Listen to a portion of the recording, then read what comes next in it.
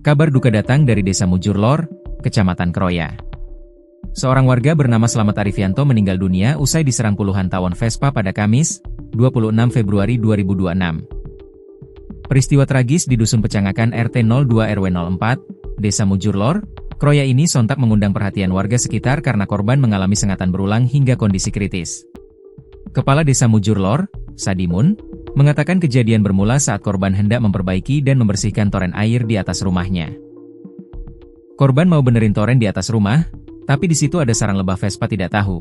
Lalu tiba-tiba menggerumut, ujar Sadimun, Jumat, 27 Februari 2026. Ia menjelaskan korban sempat terjebak di atas rumah selama kurang lebih setengah jam karena dikerubungi tawon Vespa yang terus menyerang. Sampai setengah jam belum bisa turun karena digerumut tawon. Turun masih bisa jalan tapi saat ditanya sudah tidak terasa, jelasnya. Korban kemudian dilarikan ke RSPKU Muhammadiyah Kroya untuk mendapatkan pertolongan pertama sebelum akhirnya dirujuk ke RSUD Banyumas karena kondisinya memburuk. Kejadiannya kemarin siang, dibawa ke PKU Kroya lalu dirujuk ke Banyumas, sampai rumah sakit sudah tidak sadar dan meninggal dunia di RSUD Banyumas, ungkap Sadimun. Jenazah korban telah dimakamkan pada Jumat pagi di pemakaman setempat dengan diantar keluarga dan warga yang berduka. Tawon Vespa atau yang dikenal warga sebagai tawon endas memiliki karakter sengatan berulang yang berbahaya karena satu ekor tawon dapat menyengat hingga 5 kali.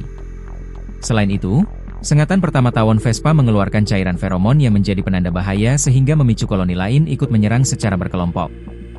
Sadimun mengimbau masyarakat Desa Mujurlor dan sekitarnya agar tidak menyepelekan keberadaan sarang tawon di lingkungan rumah. Kami menghimbau masyarakat jika mengetahui ada sarang tawon segera melapor ke desa supaya bisa ditindaklanjuti melalui damkar, tegasnya.